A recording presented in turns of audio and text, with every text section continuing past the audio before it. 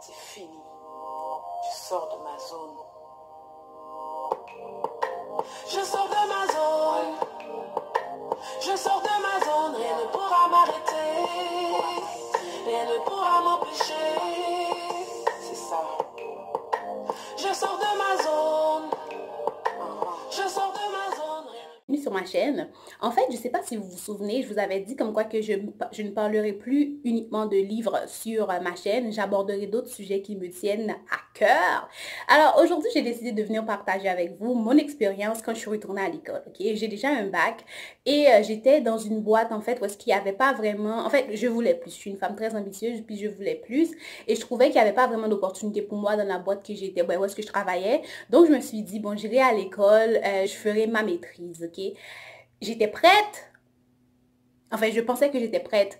Mais quand je suis retournée à l'école, une chance que j'ai passé ma session, j'avais juste 2 cours, mais j'ai failli devenir folle parce que je n'avais pas préparé d'avance mon plan de match. J'avais pas un plan de match, je suis juste retournée à l'école. J'ai complètement oublié que je travaillais à temps plein et que je devais étudier le soir et que je devais avoir 2 lunchs des fois parce que des fois, j'avais des journées qui étaient extrêmement longues.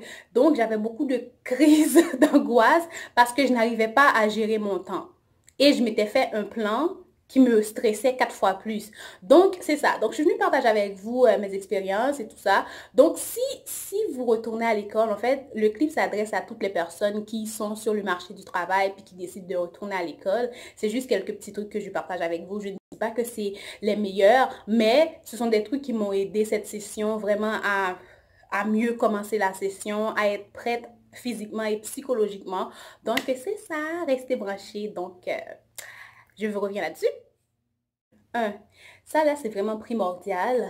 C'est gérer votre temps ou planifier votre temps. Moi, quand je suis retournée à l'école, je vous dis, dès la première semaine, tout le monde me demandait, est-ce que tu es fatiguée? Tu es fatiguée, hein? J'étais cernée jusque-là parce que je ne gérais pas mon temps. Je n'avais même pas le temps pour étudier, pour faire mes travaux. On dirait que j'étais retournée à l'école, mais l'école n'était pas ma priorité. Donc, gérez votre temps. Sachez que si vous travaillez, disons, à temps plein ou si vous avez un horaire spécial, le fait que vous allez à l'école, planifiez comme quoi que vous aurez besoin de temps pour étudier, besoin de temps pour faire vos travaux et les travaux d'équipe. Moi, j'ai eu beaucoup de problèmes la session passée avec les travaux d'équipe. Et en plus, j'ai eu un dégât d'eau. Donc, j'étais vraiment en train de courir comme une folle. Mais malgré ça, j'ai eu des problèmes avec mes coéquipières. Et ça n'a pas vraiment tourné comme je voulais. Puis c'était la première fois que ça m'arrivait. Je vous l'ai dit, j'ai déjà un bac. Donc, planifiez votre temps. Si vous vous accordez 10 heures pour étudier, respectez vos 10 heures. Mais ne créez pas un plan ou un horaire qui va vous rendre qui vous stressera parce que vous n'arriverez pas à gérer votre temps ou à respecter ce que vous avez dit. Moi, c'était mon cas. Moi, des fois, je me disais, OK, le lundi, je vais étudier 2 heures, mais c'était impossible parce que le lundi, je quittais chez moi à 5 heures du matin, puis je revenais chez moi comme à 8 heures. Avec, j'avais pas vraiment de temps pour étudier, tellement que j'étais fatiguée. Et le fait que j'avais pas étudié, je savais que j'avais des examens qui approchaient, donc j'étais 4 fois plus stressée. C'est vraiment drôle quand j'y pense, mais bon, planifiez votre temps. Sachez que si vous retournez à l'école, que ce soit pour une maîtrise, que ce soit pour faire un autre certificat, il y aura des travaux d'équipe, il y aura beaucoup d'études à faire, il y aura les lectures, chose que j'avais oublié, les lectures à l'université. J'avais complètement oublié à quel point que ça peut être long, puis ça peut être beaucoup de lectures. Donc, j'étais vraiment comme en train de paniquer, j'avais des crises de panique. Ce qui m'a vraiment aidée pour ma session d'été et cette session, c'est le fait que je m'étais dit, OK, moi, le samedi, je me réserve 3 heures pour uniquement faire mes lectures et au courant de la semaine, je vais regarder, je vais lire mes notes. Après mes 3 heures de lecture le samedi, je mettais un autre 2 heures pour mes études. Donc, ça m'a vraiment aidé à ne pas virer folle la session d'été et cette session-ci qui vient tout juste de commencer. Donc, je pense que c'est très important de planifier votre temps. Ça, c'est primordial, la planification et bien sûr d'avoir un bon plan de match et un plan que vous pouvez respecter, pas qui vous rendra fou. Ayez un budget. Je sais que ça peut paraître fou, mais quand on travaille au centre-ville, déjà la nourriture au centre-ville n'est pas donnée et qu'on a les cours après, on a des journées extrêmement longues, on peut dépenser beaucoup d'argent en bouffe. Ayez un budget uniquement pour la nourriture. Moi, je pense que le premier mois, j'avais dépensé pas loin de 300 $ uniquement pour la bouffe parce que j'avais complètement oublié à quel point la nourriture à l'université peut coûter cher. Donc, ayez un budget uniquement pour la nourriture. Je sais que ça peut paraître un peu grippe-sous ou quelqu'un qui ne veut pas dépenser, mais c'est très, très important. Parce que quand on fait un retour à l'école, déjà en étant professionnel, on a un emploi et quand on a un emploi, eh bien, ça vient avec des responsabilités. Donc, c'est sûr que vous avez des factures à payer, vous avez en tout cas des choses à faire avec votre argent pour d'autres choses à faire avec votre argent pour acheter des sandwichs à 8-10 $ à l'école. Donc, ayez un budget uniquement pour la nourriture. Je vous le dis, je suis prête à vous l'écrire si vous voulez.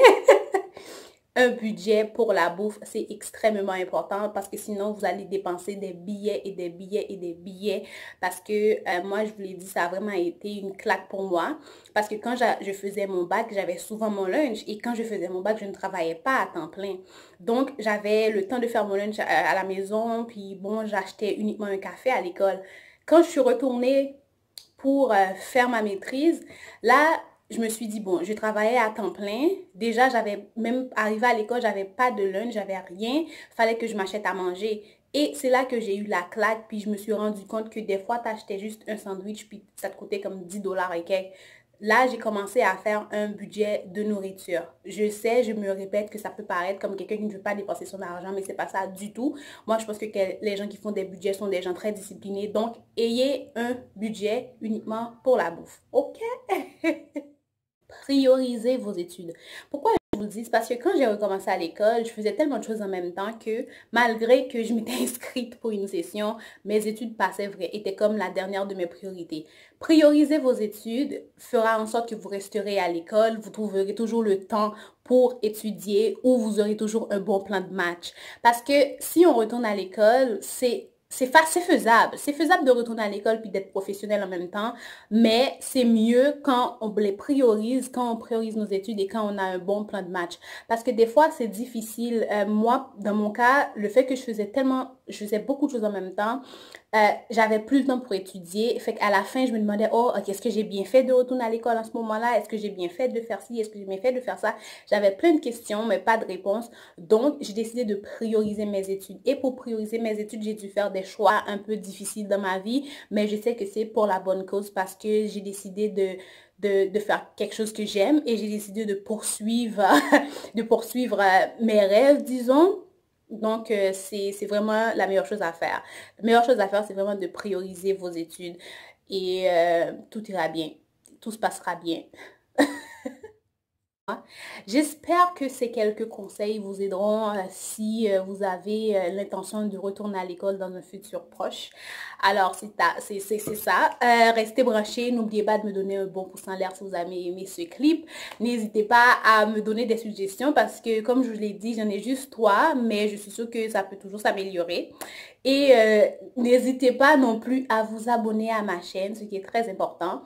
Et donc, c'est ça. Alors, je vous dis bye et à la prochaine et gardez le sourire. Gardez le sourire, c'est très important. Bye bye!